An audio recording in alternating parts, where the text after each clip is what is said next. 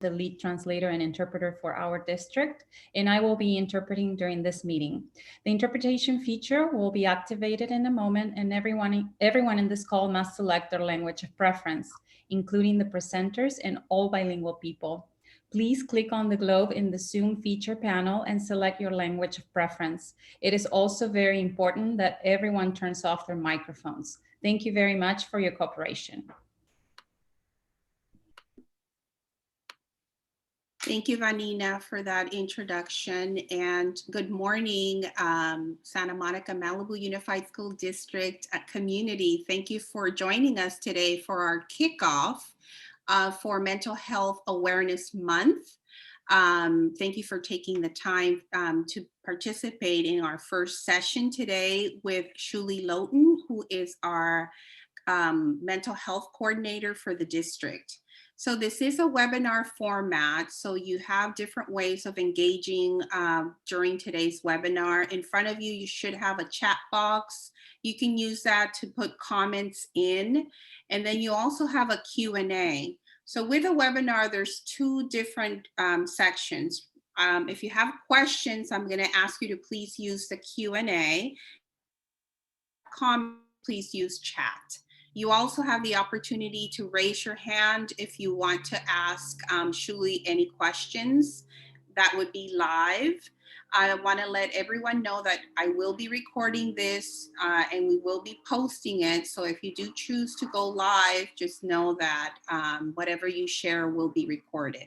So with that, I'll hand it over to Shuli to get us started. Thank you. Thank you, Dr. Rossi, and thank you, Vanina. I'm not seeing the language interpretation. Sure, is everybody else seeing it? So on the lower right, you should see like a little globe. Yeah, I'm not seeing it, but if people can hear me okay, then I think we're okay. Okay. Yeah, let's just jump in. I am Shuli Lotan. I am the coordinator of mental health counseling for our school district, and I'm here today to talk about services that we have available for students and for families, as well as some general information about mental health, what parents can do to help their children and themselves in these stressful times, and just kind of a little bit about some of the basic mental health concerns and symptoms, how to know if your child is experiencing something kind of within normal range, or if there's something to be concerned about that needs extra attention.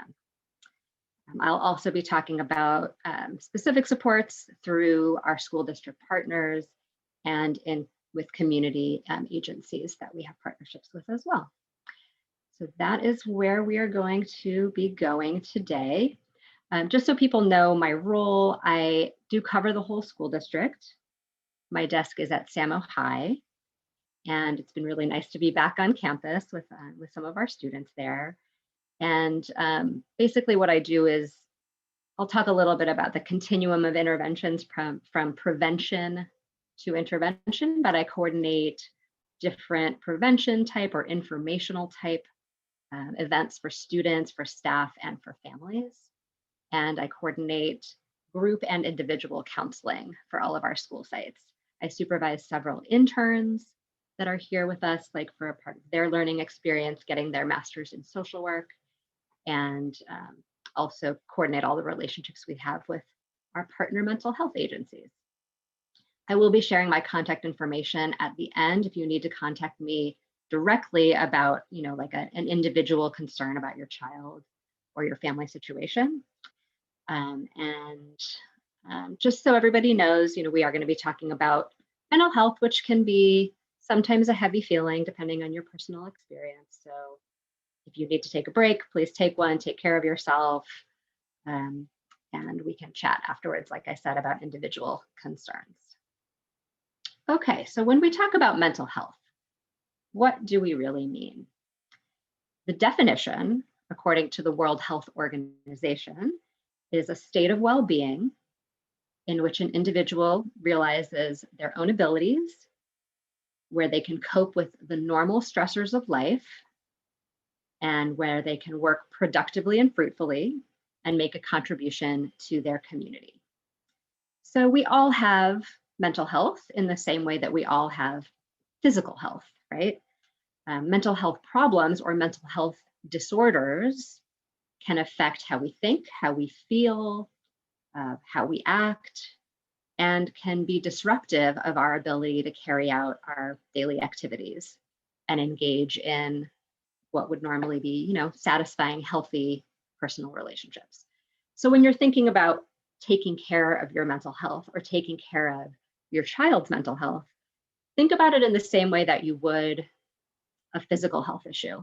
I was actually in a webinar myself this past week for Mental Health Awareness Month, which is May. And this statistic really blew me away. It said the average length of time for someone to seek or receive support for a mental health issue from the time that they identified it is 7 or 8 years, which really was shocking to me, right? If you had diabetes or a broken arm, would you wait 7 years to seek treatment? Probably not, right?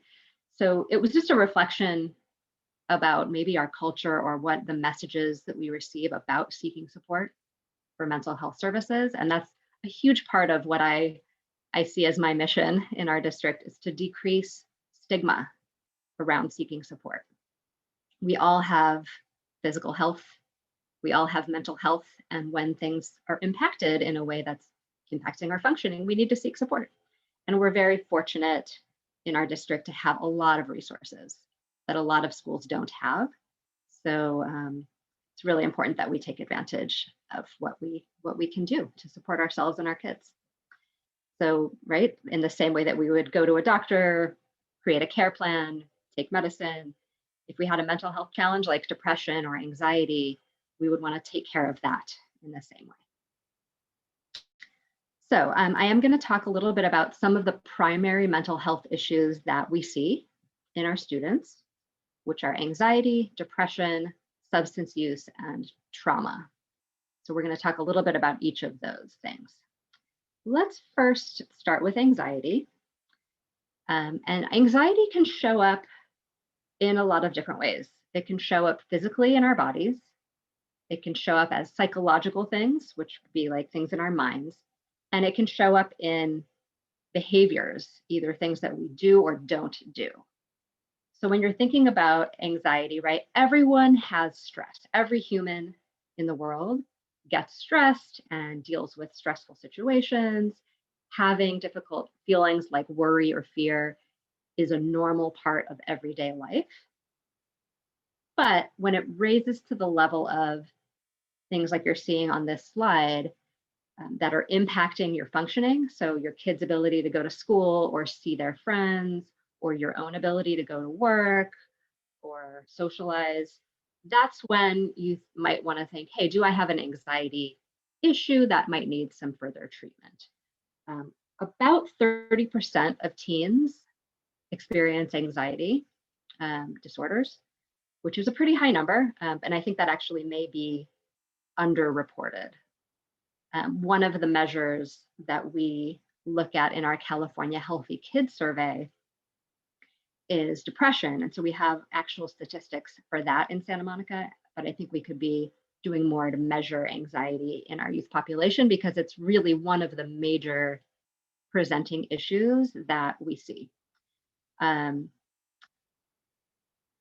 talk more about COVID and the pandemic and school closures in a little bit, but it's been very interesting, just as a side note, that prior to the pandemic, anxiety was probably our biggest issue, which would show up often as kids not wanting to go to school or having a tough time functioning at school because of worries and fears.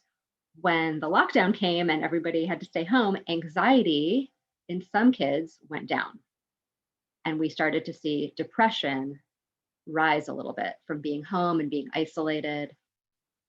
And now that schools are reopening, we're starting to see the anxiety come back for kids who are having to go back to school and maybe are feeling some worry about that. So how it shows up. Physical symptoms can be what we would call like a panic attack, where people sometimes feel like they can't breathe, their heart is pounding, they might feel dizzy. People describe it as like they actually thought that they might die from the physical symptoms of an anxiety attack. Not all people with anxiety have panic attacks.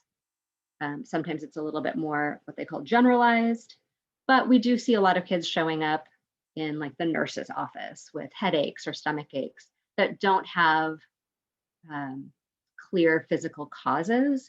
So those may be just related to anxiety. Just a difficulty kind of relaxing and settling in. The psychological symptoms of anxiety could be an unrealistic or excessive fear or worry.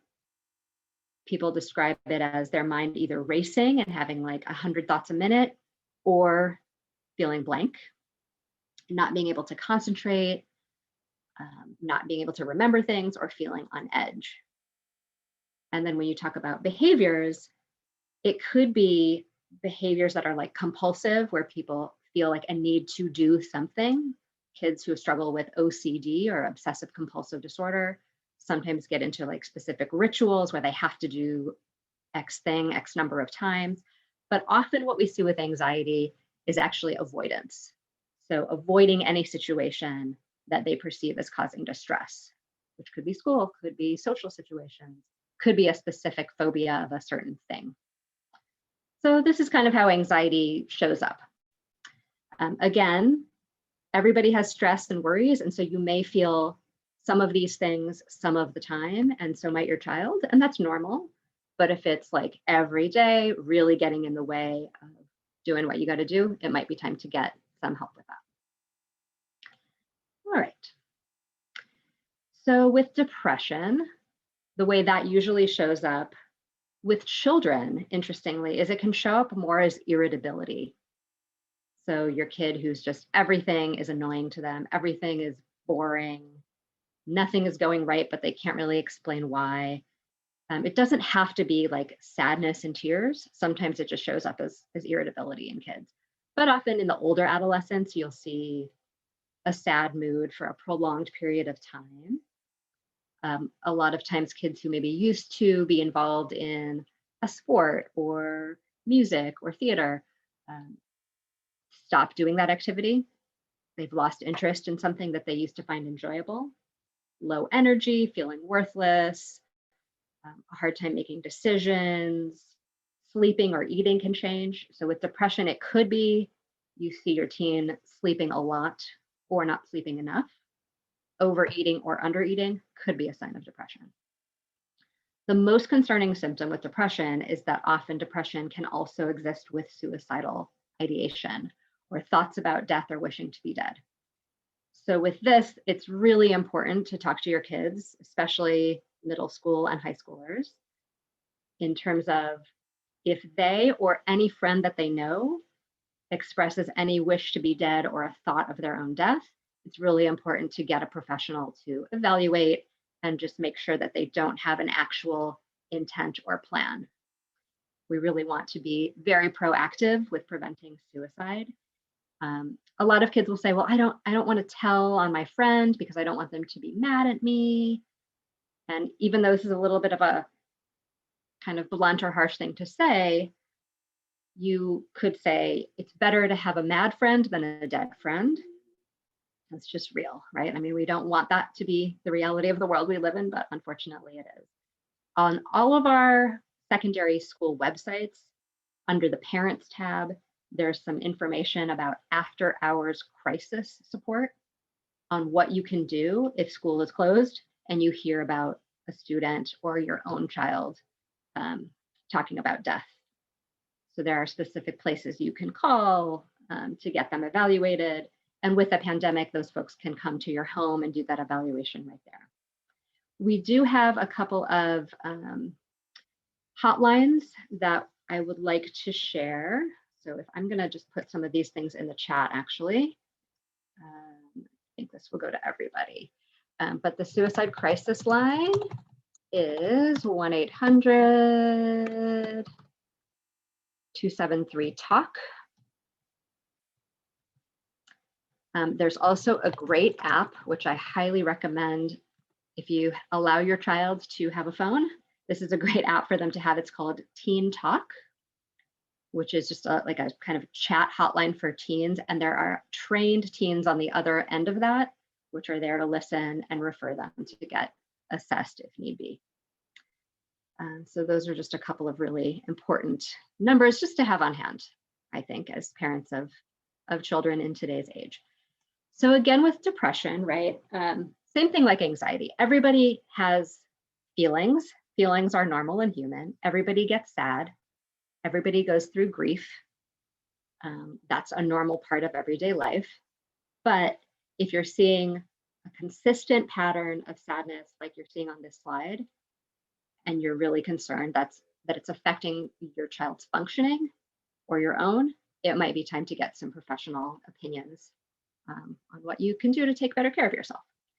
We know from, as I alluded to before, the California Healthy Kids Survey shows us that it's about a third of our teenagers, 33%, reports feeling pretty high levels of depression.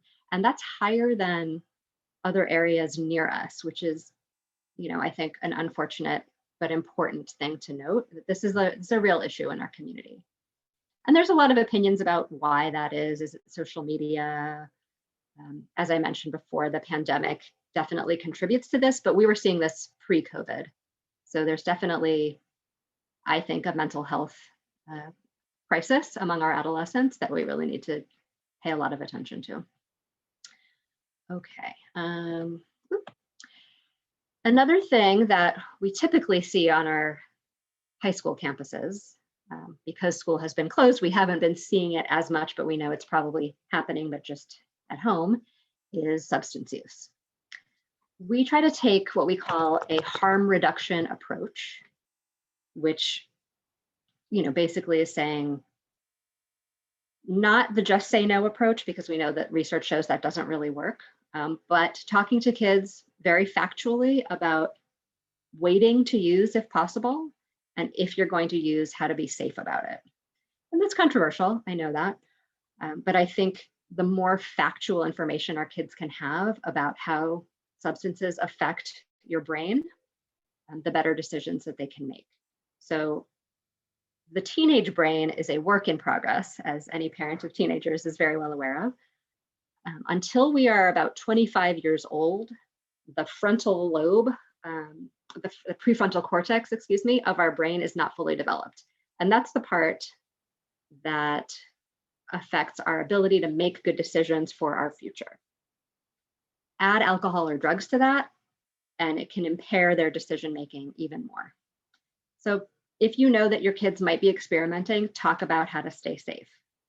Know the difference between what's normal exploration or recreational use versus whether your child is actually developing an abuse or dependence issue.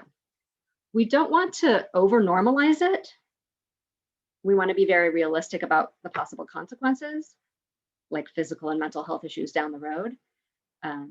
So, it's good to really discuss the brain development and boundaries, how our judgment is impaired, the importance of having a sober friend around if they're at a party, not getting in a car or using any kind of motorized vehicles, including scooters or bikes, while under the influence.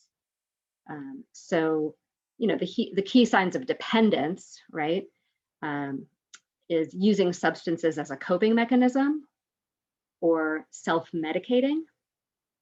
A lot of kids who struggle with anxiety and depression end up experimenting with drugs and finding that, oh, maybe it helps me feel different or better, but that can lead quickly to a dependence, which we don't want. Feeling like you need a substance to get through your day.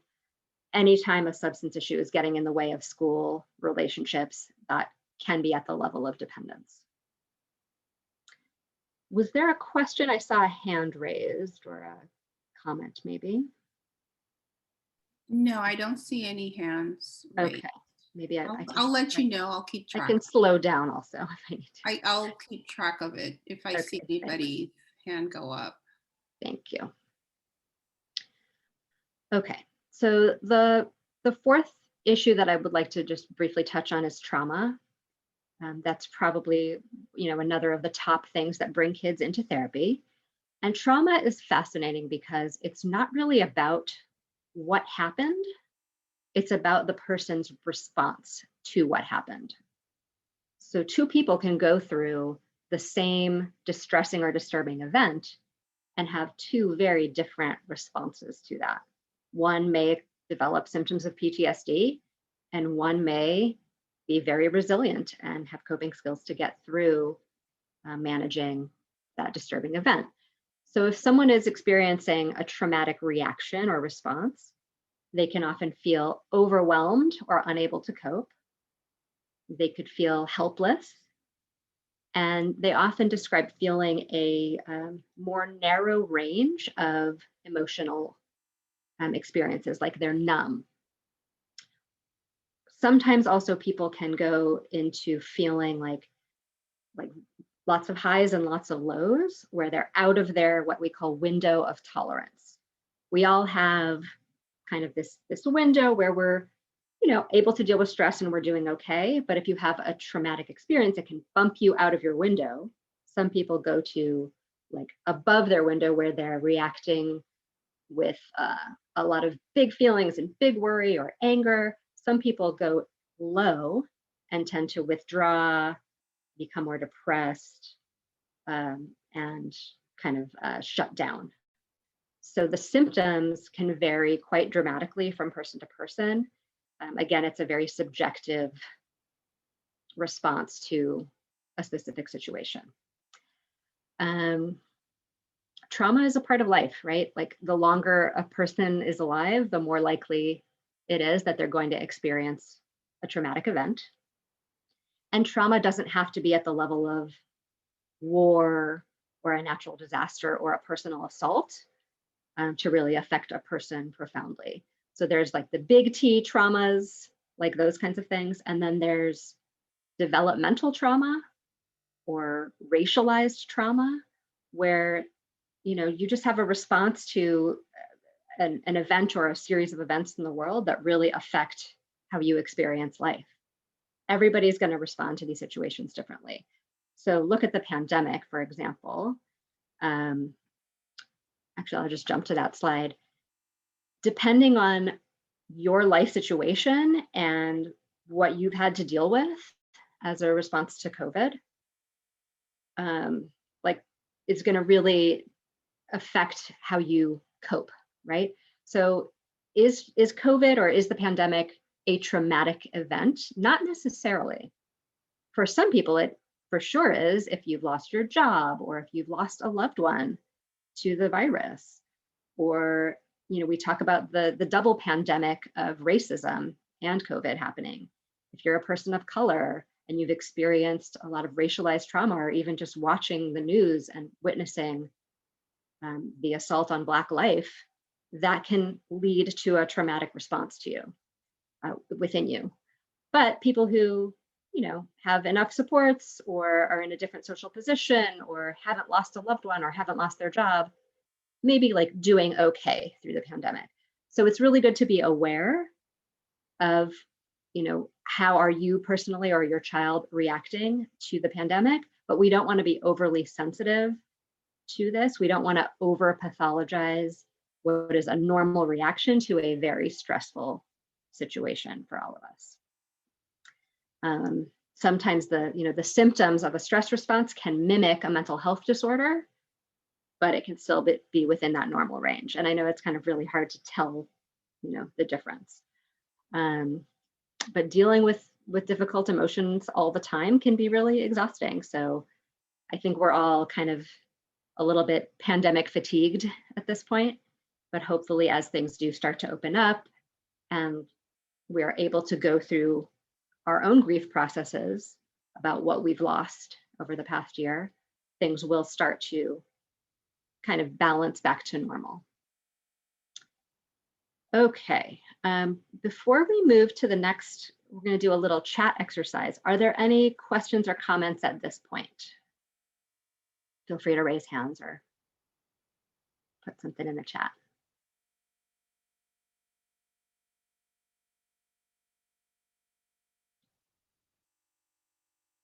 Okay, I see chat here. Is Teen Talk an app? Yes. So Teen Talk was started by the folks who created Teen Line. Teen Line does still exist. You can still, your teen can still call, but their hours are a little bit shortened. I believe it's 6 to 9 p.m. on weekdays. Teen Talk is 24/7. They might not get a response right away, but I believe there is somebody kind of always on the other end. So yes, it's an app, and we have a great partnership with them where they train high school students from Samo High to become what they call Teen Talk peer advisors. It's a very thorough, I think, 40-hour training where they learn how to be the ones on the other end of those chats.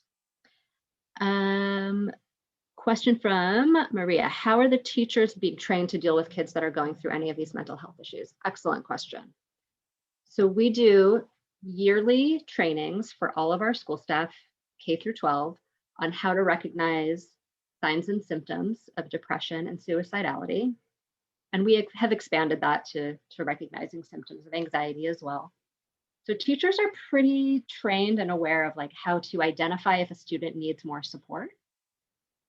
I think different teachers are, more or less sometimes comfortable with having conversations about mental health in their classroom, allowing speakers or trainings to come into the classroom to talk about it. So depending on the school and the teacher, I think different people, kind of approach these issues differently. But we do trainings yearly, and part of my role also is to be like a consultant to any SMMUSD staff member who wants to talk about a kid that they're concerned about and what they can do to support. At our secondary level, we also have our wonderful team of counselors and advisors that are kind of the go-to people if you have a concern about your own child. I hope that answered your question. We're always looking to do more training. We do the year before the pandemic, we did an in-person 3-day training for teachers on social emotional learning in the classroom. That's really the prevention piece, creating an environment in the class where kids really do feel like they're part of a community and they're comfortable and they know to go to their teacher if they're having an issue. And yes, 100%, some teachers need more training than others. It's true. It's just, like any topic, there's going to be teachers that really excel in this piece or that piece or the other piece, academic, social, emotional. It's a lot for them to kind of, in some ways, I think we ask our teachers to almost be therapists in the classroom, but we're always reminding them, if you feel like you need some support on this, please reach out to us and we'll get you, the resources that you need. I see a question in the Q&A. As a parent who never used drugs, what are some good resources, light reading, to look at for what is currently out there? What is normal experimenting versus what is dangerous? That's a great question. We have some specialists in our district from Claire Matrix. Dr. Rossi, did you want to answer that question?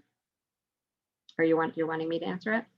No, you can answer. I was just clicking it, but you were answering it. Great.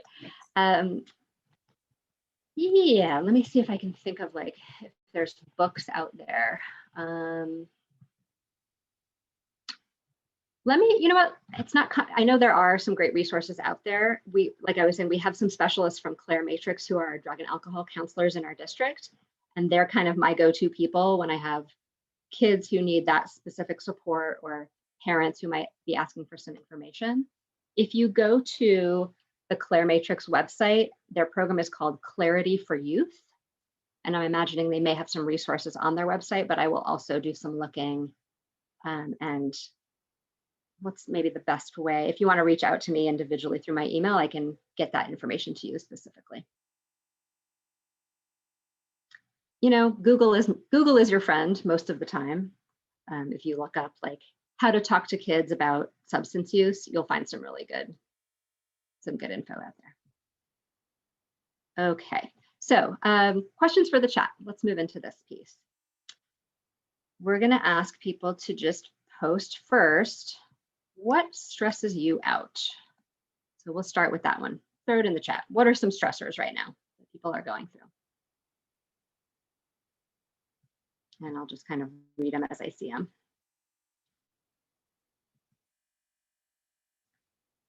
What is stressful for people in this day and age?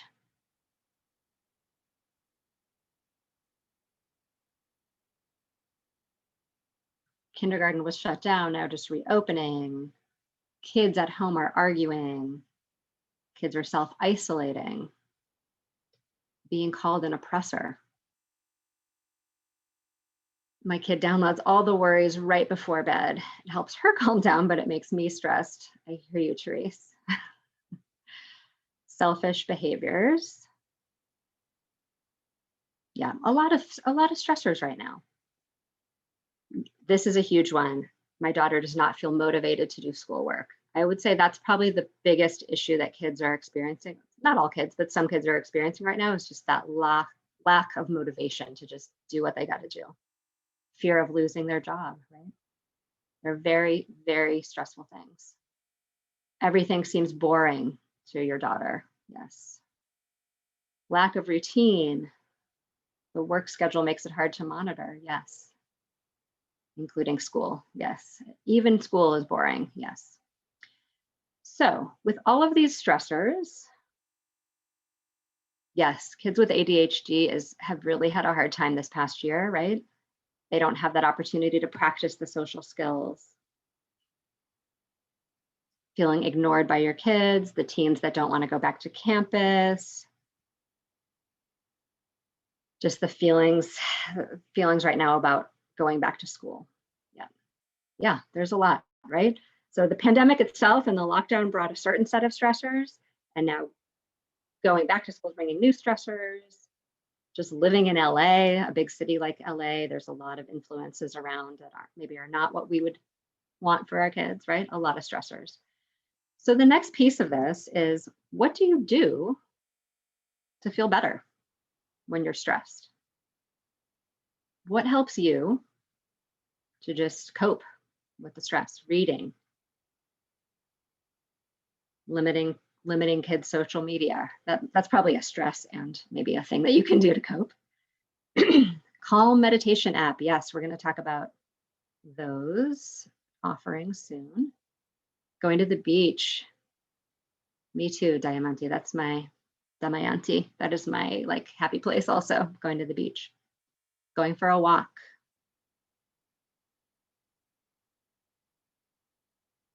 Having a girls' gathering with other moms and friends. Love it. Going for a walk.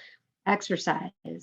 Playing with the dog. Yes, I cannot imagine what I would have done this year without my puppy. Yeah. Yoga. 100% great idea, Nancy. Finding a quiet place, rooftop patio, quiet and alone. Boxing. Ooh, Maria, you'll have to tell me where you go. I've been thinking about that. Talking with my husband, trying to look for solutions, doing Zumba. Yes, great things. Okay, so I really highly recommend that people have this conversation with your kids too, right? What stresses you out and what can we do to cope with it? 4 square breathing, that's another good one. I don't know if everybody knows about 4 square breathing, but basically you kind of trace a square where you breathe in, out, in, out. There's all kinds of breathing techniques that you can do to quiet down your nervous system when you're feeling stressed. Breathing, meditation, yoga, anything that really just gets you into your breath is going to literally change the physiology of your nervous system and how you can cope with stress.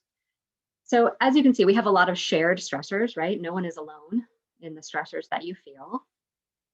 And it's just all about finding a balance with the different coping skills that are out there, what works for you. And it's great, like I said, to have this conversation with your kids so that they have a little toolbox of what are the things that you can do to feel better when you're stressed. And you can kind of literally even write them down or put them on a little piece of paper in a box, and they can, okay, what could I do right now to feel better? It's a great conversation to have with kids. I just want to review basic self-care musts. If humans could all do these things, we would just be in a much better position to deal with any stressors that come our way and potentially prevent or cope with mental health concerns. So the first thing is just very physical regulation, taking care of your body, getting enough sleep, eating healthy when you can, getting exercise. I know for me, these have been challenging for my kids. Their sleep schedules are a little bit wacky. They're not exercising as much as they used to. So we've really had to try to kind of push that and make them get out of the house, go for a walk, get some fresh air. If we can be physically set up for success, all the mental and emotional stuff we'll be able to cope with a lot better. I'm a big proponent of limiting our news intake. It's good to be informed about what's going on in the world, but if we're constantly looking at the news, it can also really kind of hijack our nervous systems and our abilities to cope. Lowering our stress, as we said, with any kind of breathing, meditation, walking, reading, comedy, whatever works for you. Someone mentioned the Calm app. That's a great one. There's another one called Headspace, which is free to everyone in LA County right now. And I just found a new app that I really like called Balance with different meditations on it. So you just kind of got to find the right one that you like for you and play with it, practice with it. A huge piece of what's really important for self-care and mental health are relationships and connection. We are wired as humans to connect and relate with each other. The pandemic has challenged that. So we're really having to come up with creative ways to stay both connected to family and friends, but also trying to find that balance. I know in my house, we really had to work at finding that balance between giving each other space at home and trying to stay connected.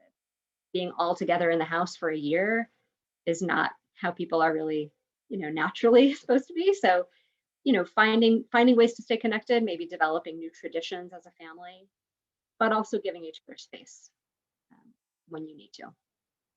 A couple of things on here I think are really huge. Accepting your feelings. Often I hear people talking about their feelings, and then they feel bad for feeling that way, or they feel that they shouldn't feel that way. They try to talk themselves out of feeling worried or sad. That's not going to work. We have to just accept it. This is how I feel in this moment, and I know this feeling won't be forever. That's a huge piece for adolescents too. I think they're in this mindset that I feel this way and it's never going to change, and I'm always going to feel sad, or I'm always going to feel worried. And that's a big piece as a parent of something that you can work with them on. Just let them feel it. Don't try to talk them out of it. And the feeling won't be here forever. Positive self-talk is a huge piece too. If you notice that your mind goes to the negative of self-criticism, self-doubt, judging yourself, judging others, start to notice it and start to work on different ways you can talk to yourself. That goes a long way with changing how we feel. I'm seeing a question from Nancy. Not nearly as damaging as the topics mentioned, but it seems so much time home and online has hurt kids and shortened their attention spans in general. Any advice besides just taking away their gadgets? Yeah, I think that the screen time I've heard different things about this. I've heard some experts say we can't control it. We have to just kind of like loosen our rules a little bit, let them be on their screens more than you might normally because it's their only way of connecting. And I've heard other people say it's gone way too far. I have to do something different in my house. And setting up different ways where the internet only works for certain devices on certain hours. There's a lot you can do with parental controls, but it's that really fine line between creating battles, like picking your battles, and knowing when just too much is too much, right? I mean, I can't say that I've been like amazing with this with my own kids this year either, right? They were in like Minecraft University more than they were in school sometimes this year. So it's a challenge, but I think knowing that, again, this isn't forever, And I'm seeing Dahlia's chat, screen time took away family interaction, right? So is there a way we can either do screen time together where the only screen time we're going to have is like a family show? Probably not realistic. Or is there a way we can say, yes, you can, you know, be on your device for this hour, but then for this hour, we're going on a walk as a family. It's a trade-off, right? And I think the age of the kid, you know, at some point, you're not going to be able to like regulate your 17-year-old. They're going to have to start figuring out what works well for them. But it's a huge challenge. It's a huge challenge. Okay, so I do want to make sure we get to an overview of what kinds of mental health supports we have available in our district. And the way that we look at tiers of support is this pyramid. And we often use pyramids in education for academic interventions or behavioral interventions. You might hear the terms PBIS, positive behavioral intervention supports, or MTSS, multi-tiered system of support. What they're talking about is basically these pyramids. If you look at tier 1 on the bottom, we're looking at universal supports for all students, which would be prevention. So this would be things like classroom presentations about mental health, our Olveus anti-bullying program, or our restorative justice program, where all kids are getting some of this in their classes. For example, at Santa Monica High School, I am the faculty advisor for our Student Wellness Advisory Group. They created a presentation on depression and anxiety and how to get support at SAMO, and went into every 9th and 11th grade class this past year, which was great, over Zoom, of course. But you know, that's a universal support for like all 9th graders. There are schools that do, you know, like a mindful moment as part of PE. That's a universal support for all students. Tier 2, you're getting into what we call targeted support for some students who are at risk. So this might be like our counseling groups. We have groups available on lots of different topics at our different school sites. I think over the course of this year, oh, you know what? I have specific slides on all these tiers. I'm going to get to that. And I'll tell you about some of the groups we've had. Tier 3 is individualized support for a few students with more intensive and persistent challenges. And I think what I see, and probably because we have the resource and it's part of my role, we see a lot of people kind of wanting to jump right to tier 3 for their child and saying they need individual weekly therapy. And that may not be, they might, but that may not be true. Sometimes we'll start a kid in a group and see if that's enough, and then they might go to an individualized support. And I know our like IEP system kind of works the same way, right? They might try like a group intervention around a specific learning need before they decide, okay, this kid really needs like a one-on-one. So these are just the different kind of types of or levels of support. And again, how do you know if your kid needs help? Individual counseling is not always the thing that a kid needs. We've really shored up like social emotional lessons in the classroom over the pandemic as prevention. Some issues can be addressed in groups. And then if things are like really not getting better within a few weeks or are really impacting their daily functioning, that might be when you want to seek out individual support for your child. I'm seeing something in the chat. Let me take a look there. The teacher.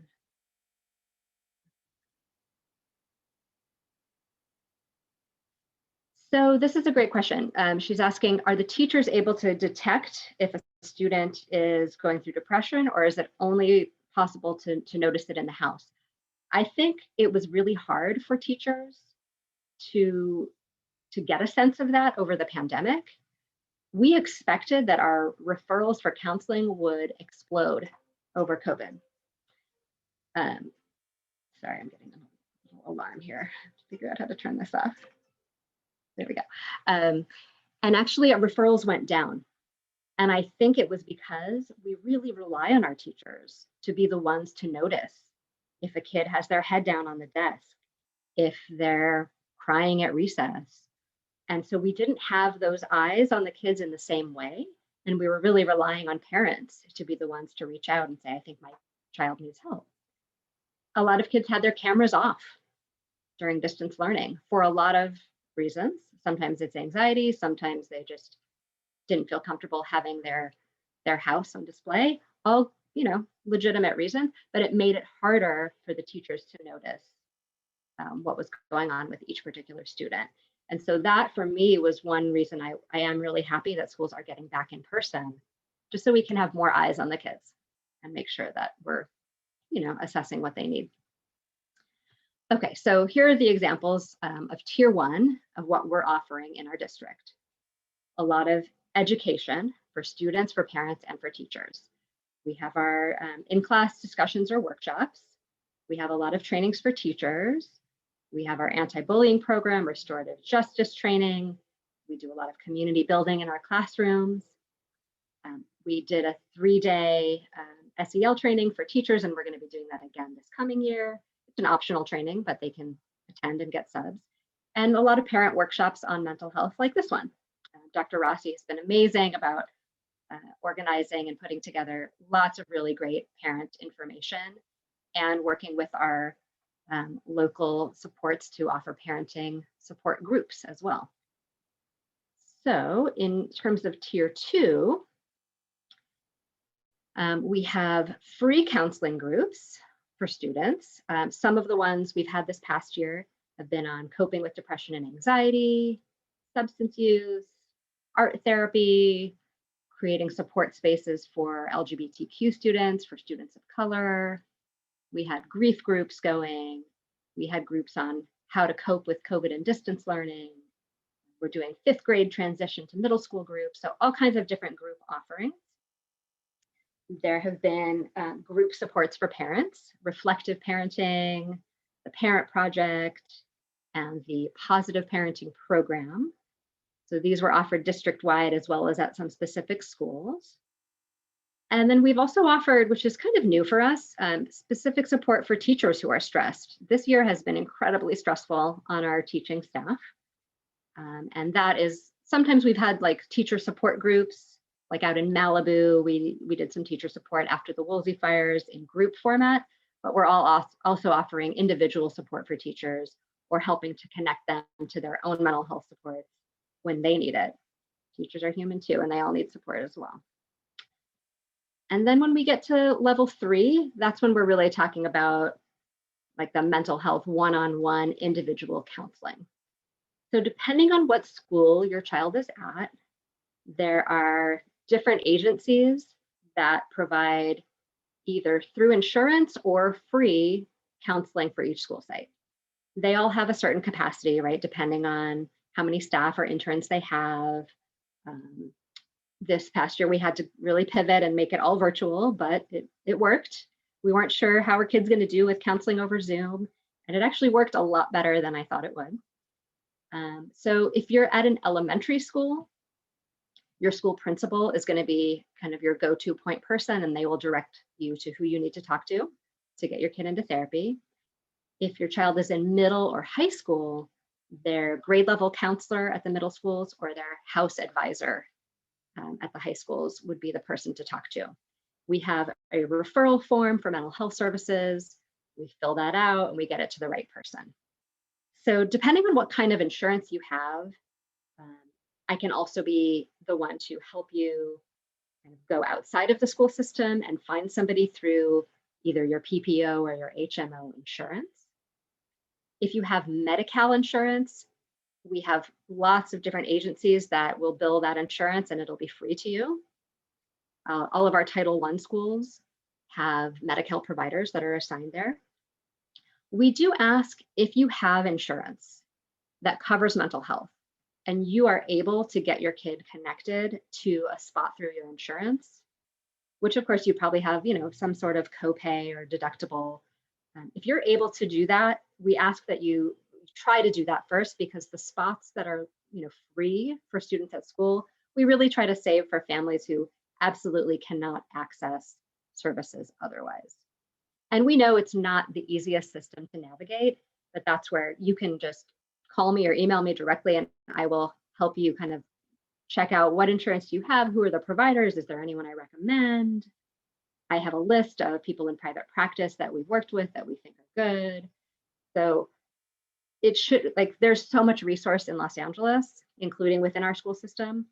We don't want anybody to feel like I just couldn't figure it out and my kid is suffering, but there's no help. We will find something. At the moment, we have some capacity with some of our providers. Typically in a normal school year, we kind of fill up by mid-year, but we do have some capacity right now, especially because everything is virtual. We can really get your kid connected to somebody that can provide that support. We have agencies that will do a sliding scale if that's cheaper than going through your insurance. So there's a lot of different pieces to the mental health puzzle, and I can definitely help you with that. There are a couple providers that are starting to come back to school campuses and see kids one-on-one. The trick with that is that the spaces we usually have at schools are these teeny tiny, like almost like closets with no windows. So the ventilation and the distancing isn't really possible quite yet, but we're hopeful that by fall, things will kind of just be, back to being able to do one-on-one individual counseling at school sites, as well as groups. Just want to make sure that I covered all of those pieces. Yes. Okay. So I wanted to make sure to share that there are useful places to find this information within our district websites and school websites. On our family resources page, there is a lot available. I'm wondering if I click on this, if it will still share the screen. Let's see how this goes. I'm going to try it. Are you seeing what I'm seeing? Okay, so that takes you to our family resources page. And this has a ton of great information, not only on mental health, but on distance learning. All of our webinars from Parent Ed are all posted. Thank you, Dr. Rossi. All of our district news. Here's where you'll find community and mental health resources. If you click on this, you will get to our mental health services page, which kind of explains again how to access services within the district, who to talk to. And then this is new, our coping with COVID resources. You can click on any of these drop downs. So let's say you wanted some information about therapy and counseling, you would click here and it would take you to this bigger resource list, and it will take you right to the right section. And there was tons of information on different agencies we partner with, what they're offering, how to get in touch with them, all that good stuff. So that's all accessible from the family resources page at the district, which I believe is linked on our main SMMUSD page. If you just go straight to the SMMUSD, it's right here under family resources. So that's that one. From those pages links you to a low-cost therapy list. If you don't want to go through insurance or you have Medi-Cal, this will take you to a list of all the different agencies in the community that provide therapy, their contact information, what insurances they work with, where they're located, all of that. And we have that list in English as well as Spanish linked from that same family resources page. I mentioned this before, but I just want to show people the after hours crisis support. So this is the one from Lincoln. If you go to the Lincoln page and you go to parents, the dropdown will take you to after hours crisis support. And this kind of shows you what are your steps, right? If you think a child is in immediate danger of taking their own life, don't call the school, call the police. There are ways you can report maybe what you heard about someone's self-harm or suicide feelings at WeTip. They take information like that as well as crime information. You can also then contact the school's administrative or counseling team to make sure that they're aware of what's going on with either your child or a child that you heard about, and then talk to your own kid about why you did what you did, why you reached out, and all of that. And then here again are all these crisis, text lines, hotlines, DCFS, the police department non-emergency number, a link back to our resources page, And then here's some information about self-injury, depression, suicidality. So that's all on all of our secondary schools pages. Oops. And then just a little showcase of something very cool and new this year at Santa Monica High School. If you go to the SAMO High webpage and go to students, you'll see a drop down. And if you go to wellness services, you'll get taken to this new virtual wellness services center site that goes through all the different wellness services that are available just for SAMO High, because it's such a big, huge school. All the different ways to get connected, physical health support. We have a virtual calming room, which anyone can access. It has visual relaxation, sounds and music, guided practices. Our yoga teacher has his posts up here of some of his yoga sessions. This is all free, so check it out. It's just kind of a nice, SAMO specific thing. And this was created by Hazel Tercero, who is our Community Schools Initiative Program Coordinator, specifically for SAMO. So there's a lot of great stuff there as well. The referral forms to get connected to counseling is right there. You can kind of see who's part of the SAMO team. There's a little video, different resources, all kinds of great stuff. So no lack of information. And here is my final slide, which is my contact information. This is like a work cell phone number for me, so don't hesitate to reach out during school hours or email me directly if you have a specific question or concern. And that is where I'm going to stop talking and open it up to questions. Thank you, Shuli. That was great. Yes, just a comment in the chat saying thank you and for great information. Thanks. So if you would stop sharing your screen, I do want to share with parents. Thank you everyone for joining us for our kickoff, and thank you, Shuli, for this great presentation. I do want to quickly share my screen. And this is the registration portal. So as you see here, this was our kickoff with Shuli. And next Monday, May 10th, this was an ask. I met with different parent groups to inform me as to what were some of the interests from our community. So next Monday, May 10th, we have Getting to Know Part 1, What is Gender Identity? So this is a collaboration with Boys and Girls Club of Malibu Wellness Center. And you can click here to register.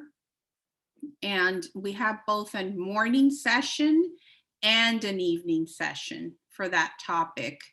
And then on Tuesday, May 11th, we have Addressing Adverse Childhood Experiences and Intergenerational Trauma in Education for Families of Black and African Heritage. We do have a partnership with LA County Department of Mental Health, or Promotor program. So we have a Spanish offering on May 12 from 5 to 6:15, and then the English one Monday, May 17th from 10 to 11:15. And then Shuli's back with us May 19th for an evening session of what she presented today. And then we will have part 2 of this webinar series, What is Sexuality, both with a morning and an evening offering towards the latter part of the month. So here are all the registration clicks. And with that, I'm going to stop sharing my screen. I do see that there's one more on the Q&A. Sorry, I muted myself. I'm reading over the question in the Q&A, and if I'm hearing it right, it's looking like you want more information about anxiety and depression, because those are like the really big issues that are arising because of school closures and back to school. I would be happy to do something more in depth on those topics. I'm hopeful that what I presented today gave you some sense of how to kind of talk to your kids about it, or how to seek help for them if they're specifically dealing with that. But I know that for the kids, there also, has been some information at like the middle schools on coping with anxiety, coping with depression, coping with the stressors of social media. I believe they do that every year for Lincoln 6th graders. But whoever, I know you're anonymous typing in this question, but if you would like to contact me directly about like a specific concern, I'm happy to kind of talk you through maybe like your own individual family situation. But we're doing, I think, as much as we can to get the info to the kids, to the parents, and to the staff. But it, you know, it's a lot. I'm just acknowledging that your comment is very real, and it's hitting very close to home because of you know, the high levels of depression and suicidality that we're seeing. So it's very, very, very important and very timely that we continue to do what we're doing. So I appreciate Dr. Rossi giving me the opportunity to come today and share, you know, some of my knowledge, but I'm happy to come back and do something more specific if that's enough. I do want to remind, we did have a specialist that came in from Edelman Child, and I do have, let me share my screen once again. In our district website, as Shuli was sharing, the parent ed, if you go to where it says the family resources page,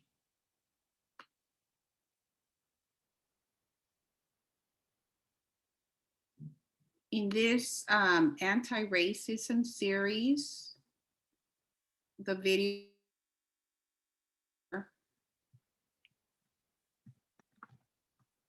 I uploaded some specific